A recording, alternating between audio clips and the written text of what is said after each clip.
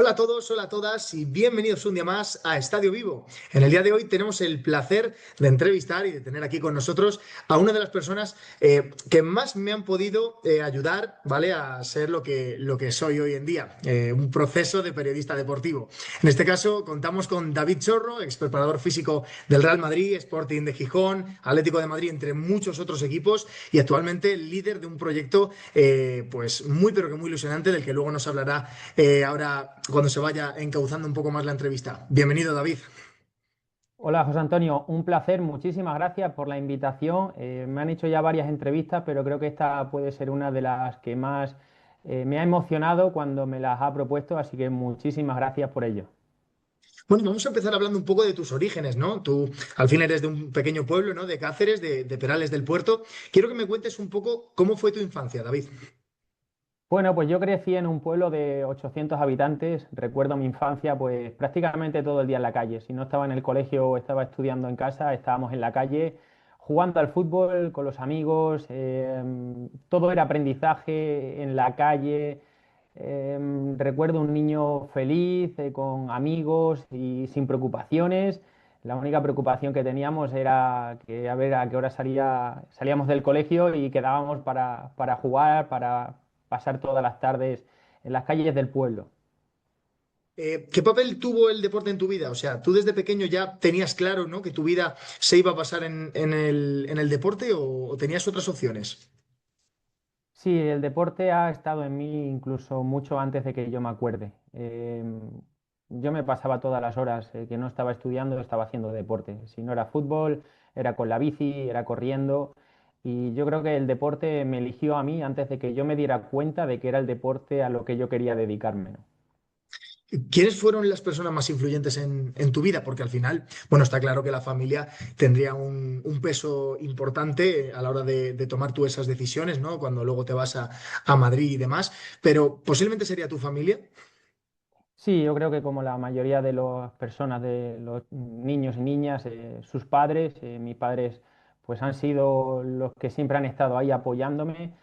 Nunca me han dicho lo que yo tenía que hacer, pero siempre han apoyado y han respetado mis sueños y lo que a mí me apasionaba, tuviera más o menos riesgo en cuanto a salidas profesionales y trabajo seguro y todas esas cosas.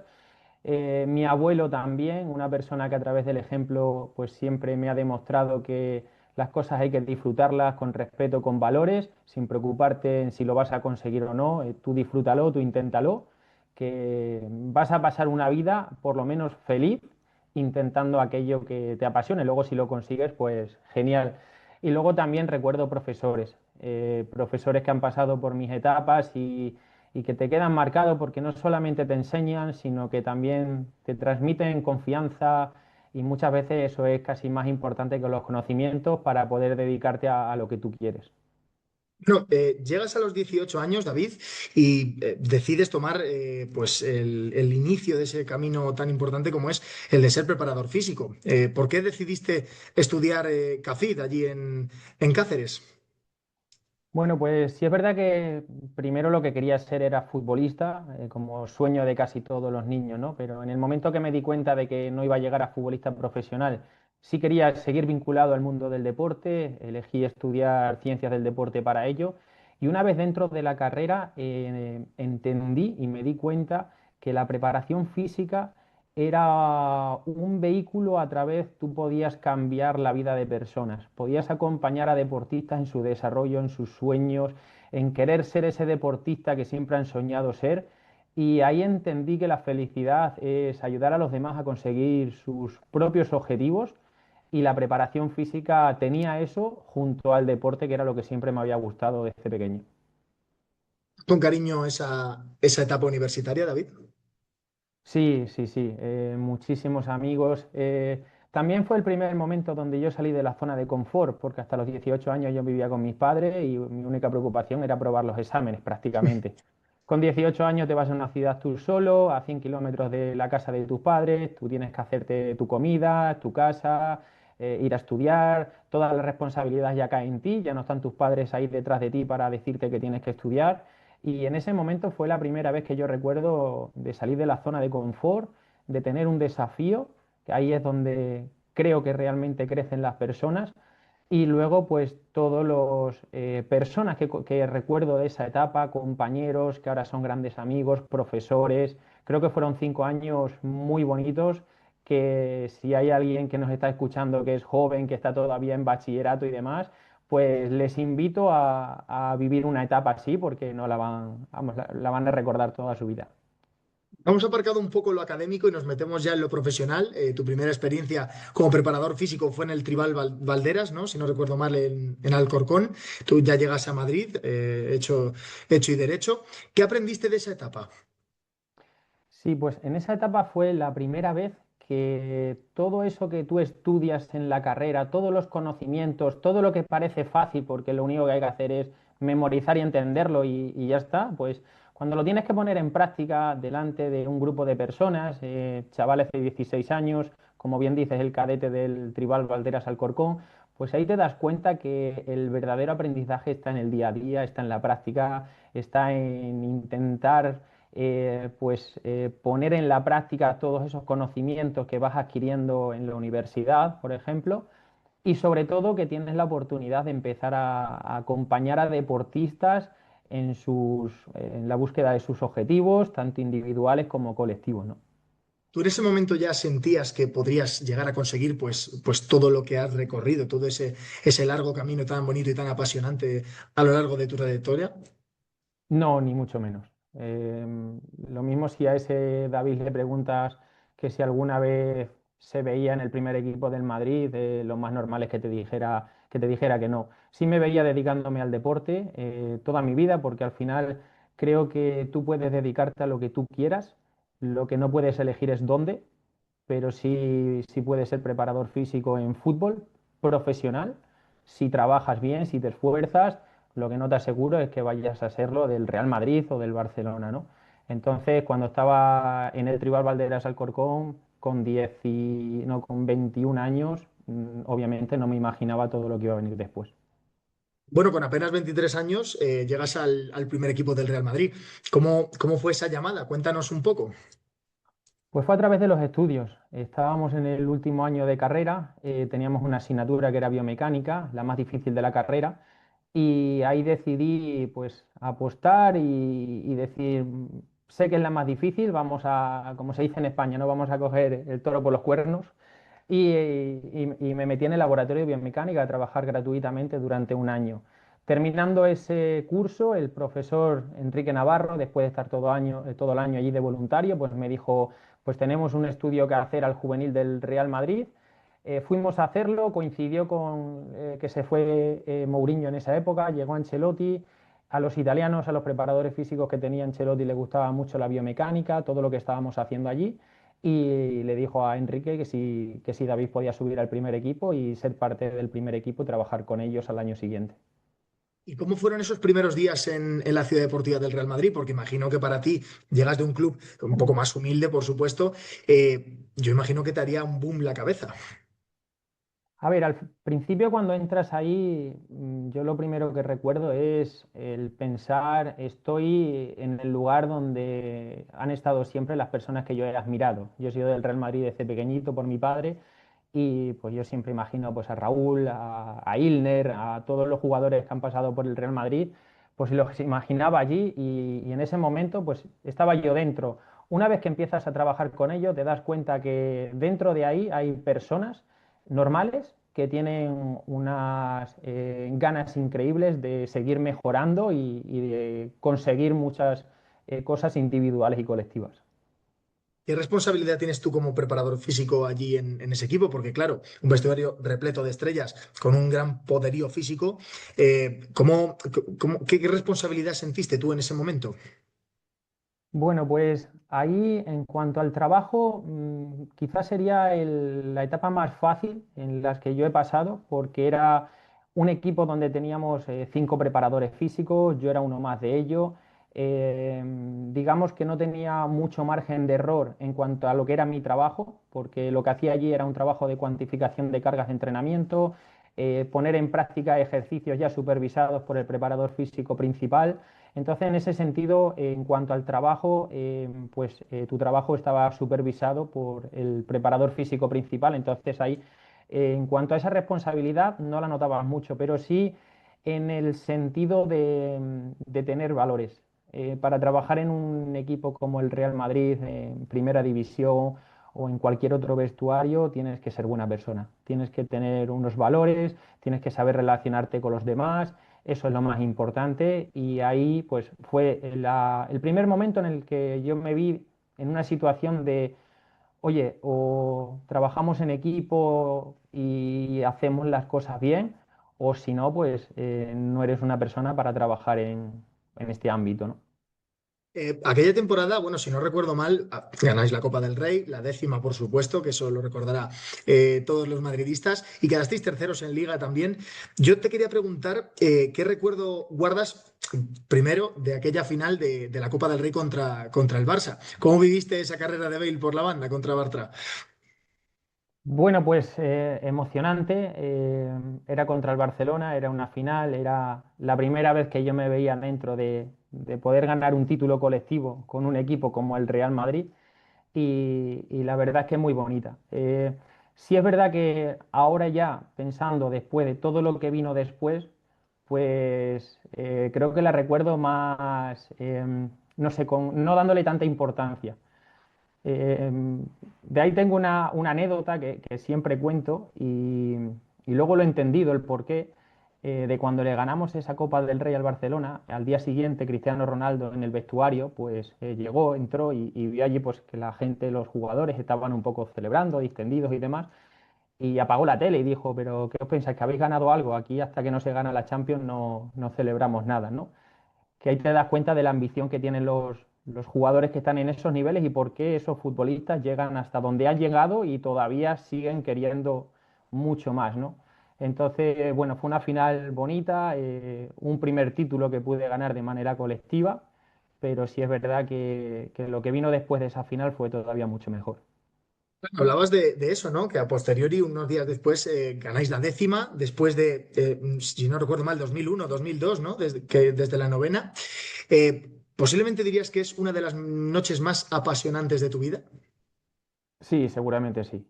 Ha sido yo creo que la única vez que yo recuerdo que haya llorado por el fútbol en ese minuto 93. Ese gol de Sergio Ramos me sigue demostrando todo lo que intento hacer cada día, que es buscar tu oportunidad porque sabes que te va a llegar. Lo que tienes que estar es preparado. Estar preparado para cuando te llegue la oportunidad. A Sergio Ramos le llegó en el minuto 93 y estuvo preparado para hacerlo. Eso hace vernos a todos los demás, seamos deportistas o no, que no tenemos que estar pensando todo el rato en mi oportunidad, sino que tenemos que focalizarnos más en nuestro trabajo, que es lo que podemos controlar, y estar preparados para cuando nos llegue esa oportunidad, que seguro que nos va a llegar. ¿Vosotros os veis fuera antes de ese gol? Es decir, ¿pensabais que ya estaba todo por perdido? ¿O quedaba en vosotros una mínima oportunidad de decir, venga que lo podemos levantar? Si hay un equipo donde puedes confiar hasta el final es el Real Madrid. Yo lo he vivido como aficionado, lo viví dentro como trabajador y lo he vuelto a vivir después como aficionado, que si estás en un equipo como el Real Madrid, hasta que no se pita el final, siempre tienes que creer porque es que la historia te lo ha demostrado así y te lo sigue demostrando, ¿no? ¿Qué aprendiste de Ancelotti como líder? Al final, posiblemente uno de los mejores entrenadores del mundo, un referente a nivel deportivo. ¿Qué aprendiste de él en esa etapa? Pues Ancelotti es un líder que demuestra que no hace falta subir el tono, aparentar ser más de lo que es para poder dirigir un equipo. Es capaz de hacer importante a todas las personas que tiene alrededor, tanto jugadores como equipo. Es una persona que es capaz de hacer natural aquellas situaciones que cualquier otra persona quizás no serían capaces de hacerlo natural. Y creo que eso es lo que le ha permitido conseguir todos los éxitos que ha conseguido y los que le queda todavía. Luego, a posteriori, ganáis la Supercopa de Europa también, si no recuerdo mal, tu último título con el Real Madrid. Y a posteriori sigues formándote, cursas un máster en la Politécnica de Madrid. ¿Cómo, conseguiste, ¿no? Compaginar el trabajo con lo académico, porque, bueno, hay mucha gente también que va a ver esta entrevista y está un poco en las mismas, ¿no? Que a lo mejor está estudiando y trabajando a la vez. Sí, realmente eso tienes que hacerlo siempre. Ni aunque consigas estar para mí en el primer equipo del Real Madrid, que podría ser el techo y decir, bueno, si he llegado ya hasta aquí, ya me puedo relajar, ¿no? Pues todo lo contrario. Cuanto más aprendes, más te das cuenta de que hay mucho más por aprender, además de que cada año es diferente, los avances que hay y tienes que estar formándote. Yo estuve hasta pues los 30 años formándome académicamente, la carrera, los másters, la tesis doctoral, etcétera. Y luego cuando acabé la tesis doctoral sigo formándome día a día por mi cuenta, viendo todos los artículos científicos nuevos que salen, lo que hacen otros compañeros que creo que puede ser interesante y lo podemos utilizar nosotros. Creo que nunca puedes dejar de aprender, porque en el momento que dejes de aprender, pues seguramente casi dejes de trabajar también. Bueno, ya terminas tu etapa en el Real Madrid, llega grandes clubes, ¿no? Como Atlético de Madrid, Sporting, Real Valladolid, entre muchos otros, como decíamos al principio. ¿Que te podrías quedar con algo de cada experiencia? ¿Con qué te quedarías? Pues mira, en el Atlético de Madrid, con el vínculo con el jugador de manera individual. Allí trabajaba de readaptador y como readaptador, pues tu trabajo es trabajar de manera personalizada, individualizada con cada jugador y el vínculo que se crea con ese jugador cuando incluso tiene una lesión, en ese momento en el, bueno, pues no está digamos, en su mejor momento, tenemos que trabajar por volver a poner un cuerpo que ha tenido una lesión a punto, pues creo que se crean ahí unos vínculos muy bonitos. Luego en el Valladolid, en el Sporting de Gijón con Paco Herrera, eh, me quedo con el día a día de trabajo. Al final, cuando trabajas en lo que te gusta, y a ti te pasará también, José Antonio, no tienes la sensación nunca de trabajar, cada día es nuevo, nuevas emociones, nuevas experiencias, y creo que eso es lo más bonito y con lo que mejor me puedo quedar en cada etapa de las que he podido vivir. ¿Existe algún jugador de todos los que has podido preparar con el que te haya marcado más especialmente? Aunque por lo que has contado antes, creo que ya sabemos quién podría ser. Todos estarían pensando que dijera que Cristiano Ronaldo y obviamente, ¿no? Pero no te voy a decir este, porque este ya se da por hecho, sino te voy a decir uno que la gente, pues seguramente, que nos estén escuchando, diga, ah, ostras, es verdad, y es Jaime Mata. Jaime Mata lo tuve en el Valladolid, un delantero, una persona espectacular, increíble, que ese año no le acompañó los resultados al trabajo que él estaba haciendo, estaba negado a la portería y como delantero pues sientes esa presión de tener que marcar goles. Siguió trabajando, trabajando, trabajando. Me acuerdo de algún entrenamiento que hasta decía, ponme dos porterías a ver si así soy capaz de meterla. Él siguió, no bajó los brazos. Siguiente etapa, siguiente temporada, uno de los jugadores más importantes en el ascenso del Valladolid. Siguiente temporada creo que lo convoca la selección española y pasas de estar un año en el cual no ves objetivos o resultados a tu esfuerzo a 2 años después, pues tienes el premio más grande que puede tener un jugador nacional, que es que lo llame su selección, ¿no? Creo que me quedo con eso. Y me demuestra una vez más que el esfuerzo y lo que está en uno es en lo que nos tenemos que preocupar día a día, más que en el resultado o si obtenemos eso que creemos que merecemos o no. Tirando más por tu ámbito, por el ámbito de la preparación física, yo quiero recordar que hace, pues, vamos a removernos, ¿no? A la época de Di Stéfano, de Johan Cruyff, que recordemos que antes incluso se fumaba en los banquillos. Yo te quería preguntar, está claro que hoy en día se le da mucha importancia a la preparación física. De una escala del 1 al 10, ¿cuánto le darías a esa importancia sobre el campo? Hoy en día la preparación física, yo te diría que un 10, porque sin preparación física hoy no te da margen a poder demostrar tus capacidades técnico-tácticas. Puedes salir 10 minutos, 15 minutos a jugar, puedes hacerlo muy bien, puedes demostrar pues, toda tu capacidad técnica, entiendes el juego muy bien, pero no eres capaz de aguantar 90 minutos. Hoy en día el fútbol se ha llevado a una profesionalización muy grande. Los propios futbolistas han sido los que año tras año han querido mejorar en ese aspecto y ellos mismos son los que han querido ser unos atletas que juegan al fútbol increíble y entonces hoy en día o estás muy bien físicamente para poder desarrollar todos los esfuerzos que te exige la competición o si no, no vas a poder aguantar 90 minutos en el campo. Nos movemos ya a lo que, bueno, lo que comentábamos antes al principio de la entrevista. Actualmente lideras un proyecto muy ilusionante para ayudar a jóvenes deportistas, ¿no? A mejorar su rendimiento. Háblanos un poco de Train Elite.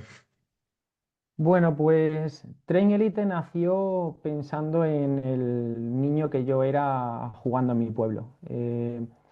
Hay un montón de futbolistas que no son profesionales y que lo mismo en el entorno en el que están es mucho más difícil a que lleguen a serlos y hemos querido hacer este proyecto para eso, para democratizar la preparación física, para que cualquier futbolista, cualquier niño en cualquier parte del mundo pueda trabajar como un futbolista profesional durante su semana, pueda preparar su partido físicamente como lo hace un profesional.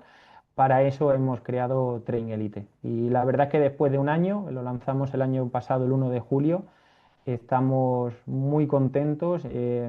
No te imaginas, José Antonio, la satisfacción que a mí me da recibir mensajes como muchas gracias, gracias a ti he vuelto a confiar en mí, estoy llegando a, no sé, objetivos pues, que antes quizás no podría haber llegado. Este año acabo de ascender de categoría, etcétera, etcétera, y eso para nosotros es increíble. ¿Qué errores crees, un error común, por así decirlo, que cometen los jóvenes deportistas una vez que se apuntan a este programa?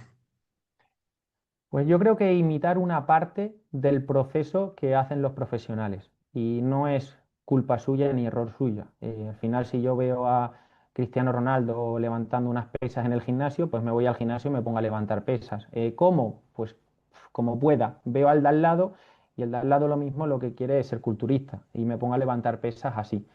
Ese es un error. Y es un error muy bueno porque quiere decir que ese jugador quiere mejorar todavía, lo que pasa que no sabe cómo hacerlo, ¿no? Y luego está pues otro error que cometen futbolistas jóvenes que todavía no se han dado cuenta de que detrás de un Ferrari de Messi hay muchísimo trabajo, que vemos en la tele a futbolistas y queremos imitar solamente una parte de ellos, pero no vemos todo lo que hay detrás de un futbolista profesional del día a día de trabajo, 24 horas pensando en el fútbol y cuidando su cuerpo al máximo en cada momento, en entrenamiento, en nutrición y en descanso, para poder llegar al partido en las mejores condiciones, ¿no? ¿Qué objetivos te marcas de aquí a los próximos años? Es decir, imagino que será impulsar al máximo Train Elite, pero ¿cómo te ves de aquí a unos próximos años con este proyecto? Pues mira, me gustaría que Trainelite fuera la empresa o una de las empresas que más vida ha cambiado en cuanto a deportistas, que a más futbolistas ha podido acompañar en su desarrollo, sean profesionales o no. Trabajamos pues desde jugadores de primera división, tanto masculino como femenino, como jugadores de 9, 10, 11 años, de equipos que no conoce nadie, de ciudades y pueblos que no conoce nadie pues trabajamos igual con ambos y le ponemos la misma ilusión a los dos y me gustaría que Train Elite siguiera creciendo en ese sentido. Hablamos antes fuera de cámaras de la selección española, vamos a dar el salto, porque claro, ahora mismo es de lo que más se oye aquí en nuestro país. Ayer España ganó a Francia, tuvimos la suerte de meternos en la final. ¿Cómo ves el rendimiento del equipo de Luis de la Fuente? Pues más allá del fútbol y más allá de demostrar que un equipo es capaz de ganar a individualidades, creo que lo que ha conseguido esta selección va más allá del fútbol. Nos podemos parar a hablar solamente del gran trabajo táctico que hizo el equipo en controlar todo el partido. Fue un partido en ese sentido casi perfecto, rozando la perfección, pero va mucho más allá. Ha demostrado que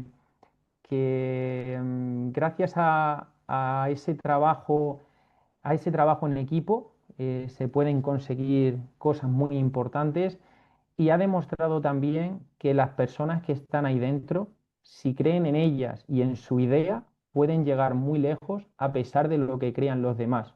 Que curiosamente esos demás cambian luego otra vez de opinión. Es decir, cuando tú eres entrenador, cuando eres preparador físico, cuando eres futbolista, cuando quieres ser ingeniero, cuando quieres ser mecánico, cuando tienes un sueño, va a haber mucha gente a tu alrededor que te van a decir, tío, estás equivocado, eso no vale para nada, no seas iluso, anda ya, tú vas a conseguir eso, olvídate, etcétera, etcétera, etcétera. Te van a criticar por todos los lados. Y esas mismas personas, cuando lo hayas conseguido, te van a aplaudir, te van a decir, tío, eres el mejor, si yo ya sabía que lo ibas a conseguir, qué buenos somos, etcétera, etcétera, etcétera. Este equipo ha demostrado eso, que confiando en ellos pueden llegar mucho más lejos de lo que muchos españoles incluso creían. Bueno, a estas alturas de la temporada, sobre todo con la gran cantidad de lesiones que ha habido justo este año, mire, no tenemos que irnos más lejos de nuestro país, miramos el caso del Real Madrid. ¿Qué papel consideras que tiene la preparación física? Porque claro, me imagino que dosificar será uno de los puntos fuertes también para los seleccionadores y el resto de entrenadores durante los años de Mundial, ¿no? Pues la preparación física y el estado del jugador, pues obviamente es muy importante en este aspecto. Pero ya no solamente el trabajo que haces, sino el trabajo que evitas también. Un futbolista profesional puede estar en dos ámbitos muy diferentes, en tener que jugar cada 3 partidos, cada 3 días un partido, o en tener que jugar un partido a la semana. Son entornos muy diferentes en los cuales pues hay que tratar al jugador de manera diferente. Eh, el trabajo obviamente profesional que se hace hoy en día de preparación física, con todos los avances científicos que hay, con todos los medios que hay para controlar de manera objetiva todo lo que se hace, pues obviamente ha evolucionado positivamente. Pero claro, se compite cada 3 días. Al final los jugadores todavía son personas que necesitan unos ritmos biológicos de recuperación, que cuando llevas el cuerpo al límite, por muy bien preparado que estés, estás más cerca de lesionarte. Es como la Fórmula 1, puedes mejorar los coches año tras año, que siempre se van a salir de la pista porque llevas al límite tu coche y llevas al límite tu cuerpo.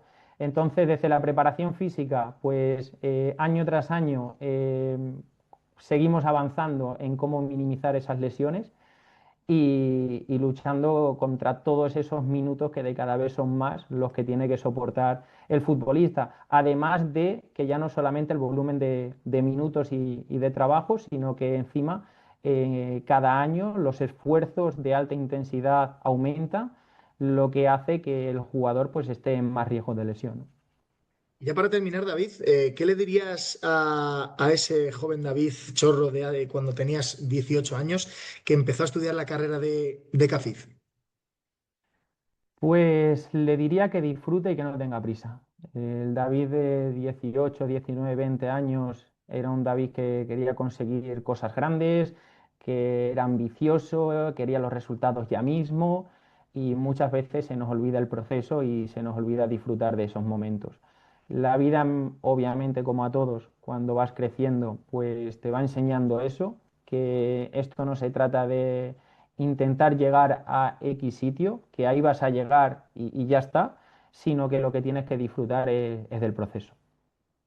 Pues David, muchísimas gracias por estar hoy aquí con nosotros, por dejar un huequito en tu agenda para poder estar aquí en esta maravillosa entrevista. Ha sido todo un honor tenerte aquí con nosotros. Y antes de despedirnos, me gustaría agradecerte públicamente lo que hiciste por mí en su día. Gracias a David, chicos, yo soy quien soy hoy, un proyecto de periodista deportivo. Y para mí esta entrevista ha sido muy especial, no solamente por la persona que es, sino también por toda esa ayuda, ¿no?, que me ofreció en su día para empezar mi camino. Así que David, muchísimas gracias por todo y gracias por estar aquí.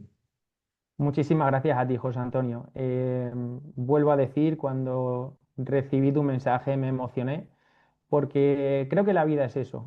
Más allá de los títulos que consigas y de y del dinero que ganes, que parece que son lo único que la sociedad quiere hoy en día, la felicidad está en ayudar a las personas que tienes al lado, que todos tenemos personas al lado a las cuales podemos ayudar, y eso es la mayor felicidad. Así que eternamente agradecido por la oportunidad que yo tuve contigo de poder vivir esta experiencia.